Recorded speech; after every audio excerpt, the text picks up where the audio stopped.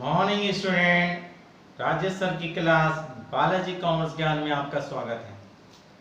शुरू करते हैं आज की क्लास। सब्जेक्ट बही खाता तथा लेखा शास्त्र, और बही खाता तथा लेखा शास्त्र में आज का टॉपिक है तलपट। किसे कहते हैं तलपट? क्या होता है ट्रायल बैलेंस? प्यारे बच्चों, अभी तक आपने जनरल तथा जनरल की सहायक बहियों में लेखे करना सीखा तथा जनरल तथा सहायक बहियों में लेखे के आधार पर खाता बही में खाते खोलना सीखा। आज तलपट बनाना सीखते हैं। तो सबसे पहले जानते हैं कि तलपट किसे कहते हैं। प्यारे बच्चों, जैसे आप जानते हैं कि व्यावसायिक मौद्रिक लेन देनों का लेखा सबसे पहले प्रारंभिक लेखे की पुस्तकों में किया जाता है, और ये प्रारंभिक लेखे की पुस्तकें जनरल तथा जनरल की सहायक बहियां होती हैं। इसके बाद दूसरा जो स्टेप होता है, दूसरा जो चरण होता है, वो मौद्रिक लेन देनों का वर्गीकरण। वर्गीकरण कहाँ से?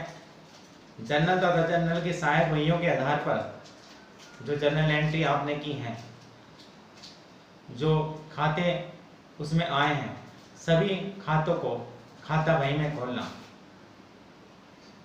वर्गीकरण कहलाता है। तो पहले आप क्या करते हैं? जनरल एंट्री करते हैं जनरल की सहायक बहियों में और जनरल प्रॉपर में। उसके बाद खाता बही में खाते खोलते हैं और प्रत्येक खाते का योग करते हैं और उसका शेष निकालते हैं। यहाँ तक का जो कार्य है वो बही खाते के अंतर्गत आता है, और इसके बाद का कार्य, जब बही खाते का कार्य समाप्त होता है, वहाँ से लेखांकन का कार्य शुरू होता है। ये तीसरा जो स्टेप है, सारांश तैयार करना। इस सारांश में सबसे पहले तलपट तैयार किया जाता है। तलपट एक विवरण है, एक सूची है, जिसमें खाता बही में जो खाते हैं सभी का लिखा जाता है, सभी के शेष या योग को लिखा जाता है। अर्थात खाता बही में जो खाते खोले गए हैं उनके योग या शेष के आधार पर जो सूची तैयार की जाती है, उस सूची को हम तलपट कहते हैं। ये एक विवरण होता है, ये एक परीक्षा सूची होती है। इस परीक्षा सूची के आधार पर ही अंतिम खाते तैयार किए जाते हैं। तलपट के आधार पर ही अंतिम खाते तैयार किए जाते हैं। तो इस प्रकार हम कह सकते हैं कि तलपट एक ऐसा विवरण है जिसमें खाता बही में रखे गए सभी खातों के योग या शेष दिखाया जाता है। तो प्यारे बच्चों, ये आपको समझ में आ गया होगा कि तलपट किसे कहते हैं। अब जानते हैं कि तलपट बनाने के क्या उद्देश्य हैं। तलपट बनाने के जो प्रमुख उद्देश्य हैं वो इस प्रकार हैं। पहला, खातों की गणितीय शुद्धता का ज्ञान। तलपट के दो पक्ष होते हैं, डेबिट और क्रेडिट। इसमें सभी खातों का योग डेबिट और क्रेडिट पक्ष का लिखा जाता है या शेष लिखा जाता है। अगर डेबिट शेष है तो डेबिट में लिखा जाएगा, क्रेडिट शेष है तो क्रेडिट में लिखा जाएगा। और तलपट के दोनों पक्ष का योग, डेबिट और क्रेडिट पक्ष का योग अगर बराबर आता है तो इसका यह अर्थ होता है कि जो खाते बही में खाते खोले हैं वो सही खोले हैं, उनका योग और शेष सही निकाला गया है, उसमें गणितीय त्रुटि नहीं हुई है। दूसरा उद्देश्य है दोहरे लेखे की जांच। तलपट के आधार पर यह स्पष्ट हो जाता है कि प्रत्येक लेन देन के दो पक्ष होते हैं, डेबिट और क्रेडिट। दो खाते होते हैं और दो खाते, क्योंकि प्रत्येक लेन देन दो खातों को प्रभावित करता है, तो प्रत्येक लेन देन के दोनों पक्षों में लिखा हुआ है डेबिट और क्रेडिट। अगर एक पक्ष में लिखा हुआ है और यह छूट गया है तो खाते खोलते समय तो उसका ज्ञान तलपट के माध्यम से हमें ज्ञात हो जाता है। तीसरी जो उद्देश्य है, सभी खातों का योग व शेष का ज्ञान तलपट के माध्यम से, क्योंकि तलपट में सभी खातों का योग या शेष लिखा जाता है। इस प्रकार सभी खातों की स्थिति हमें पता चल जाती है, सभी खातों के योग की जानकारी हो जाती है, सभी खातों के शेष की जानकारी हमें हो जाती है। चौथी, अशुद्धियां का ज्ञान। अगर तलपट के दोनों पक्षों का योग नहीं मिल पाता तो इससे यह स्पष्ट होता है कि कहीं ना कहीं खाता बही में टोटल करते समय या शेष निकालते समय या और कोई गलती हुई है। इस प्रकार अशुद्धियों की हम ढूंढ लेते हैं और उनका हमें ज्ञान हो जाता है।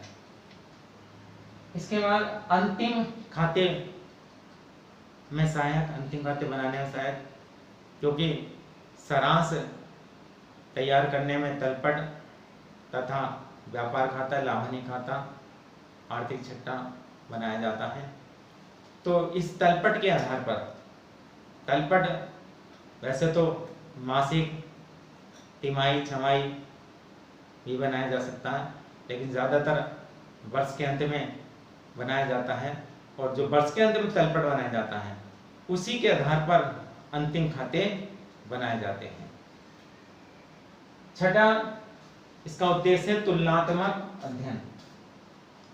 कई वर्षों के तलपट के आधार पर या कई अवधियों के तलपट के आधार पर हम उसमें जो खाते दिखाए उनके शेष और योग के आधार पर उनका हम तुलनात्मक अध्ययन कर सकते हैं। इस प्रकार प्यारे बच्चों, ये आपको समझ में आ गया होगा कि तलपट के क्या क्या उद्देश्य होते हैं। अब जानते हैं कि तलपट किस प्रकार बनाया जाता है, तो समझते हैं तलपट किस प्रकार बनाते हैं। तलपट एक विवरण है, खाता नहीं है, एक सूची है। इसमें सभी खातों का नाम लिखा जाता है और तलपट बनाने की सामान्य तौर पर 3 विधियां हैं: योग विधि, शेष विधि और योग व शेष विधि। तो योग विधि में क्या करते हैं, इसमें पहला कॉलम विवरण का, जिसमें सभी खातों के नाम लिखे जाते हैं। दूसरा कॉलम एलएफ, जिसमें खाता बही का पृष्ठ संख्या लिखी जाती है, लेजर फोलियो, और अमाउंट डेबिट और अमाउंट क्रेडिट। तो योग के आधार पर जितने भी खाते हैं खाता बही में हैं सबका नाम लिख देंगे, उनके डेबिट पक्ष का योग डेबिट में लिख देंगे और क्रेडिट पक्ष का योग क्रेडिट में लिख देंगे, और इस प्रकार डेबिट और क्रेडिट पक्ष का योग कर लेंगे और तलपट के दोनों पक्ष का योग बराबर आएगा। दूसरी विधि है शेष विधि, बैलेंस मेथड। इसमें सभी उन खातों को लिखेंगे जिन खातों में शेष है, और जिन खातों में शेष नहीं है, बैलेंस नहीं है, उन खातों को नहीं लिखेंगे जिनके योग बराबर है। तो खाता बही में जिन खातों का शेष है सभी खातों को देख लेंगे, और जिन खातों का शेष बैलेंस है और उन खातों के नाम लिख देंगे, और उनका शेष अगर डेबिट है तो डेबिट पक्ष में लिख देंगे और क्रेडिट है तो क्रेडिट पक्ष में लिख देंगे। इस प्रकार सभी खाते को हम लिख देंगे और आपका टोटल बराबर आएगा। उन खातों को नहीं लिखेंगे शेष विधि में जिन खातों का शेष नहीं है, जिनका टोटल बराबर है। इसके बाद तीसरी विधि है योग व शेष के साथ। ये दोनों विधियों को मिलाकर है। इसमें योग के कॉलम और शेष के कॉलम बनते हैं, इसमें डबल कॉलम हो जाते हैं। योग के आधार पर डेबिट और क्रेडिट और शेष के आधार पर डेबिट और क्रेडिट। और सभी खाते जो खाता बही में खोले हैं तो सब खातों के नाम लिख देंगे, उनका टोटल के आधार टोटल भी लिख देंगे, डेबिट का टोटल डेबिट में, क्रेडिट का टोटल क्रेडिट में, और शेष जिन खातों का शेष है डेबिट शेष डेबिट में, क्रेडिट शेष क्रेडिट में। इस प्रकार ये आपका तलपट बनकर तैयार हो जाता है। तो प्यारे बच्चों, आज आपको समझ में आ गया होगा कि तलपट किसे कहते हैं, तलपट बनाने के क्या उद्देश्य हैं और तलपट किस प्रकार बनाया जाता है।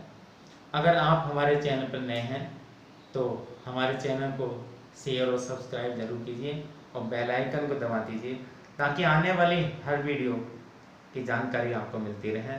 धन्यवाद।